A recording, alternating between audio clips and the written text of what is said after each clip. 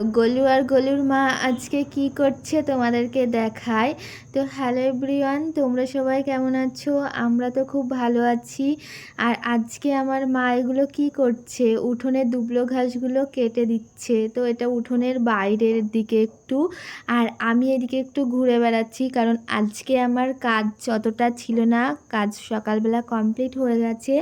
আর এই যে এগুলো কিন্তু মান গাছ, মানে মান কচু গাছ। তো এগুলো মাটির তলায় হয়। তো এই মানগুলো কিন্তু আমরা তুলে বেচে দিই। আর এই যে এখানে আমার মার কাছ থেকে হেঁসোটা নিয়ে আমি এই মান পাতাগুলো কাটছি, কারণ ওটা বড় হয়ে গেছিলো তার জন্য। আর এগুলো মান পাতাও কিন্তু খাওয়া যায়।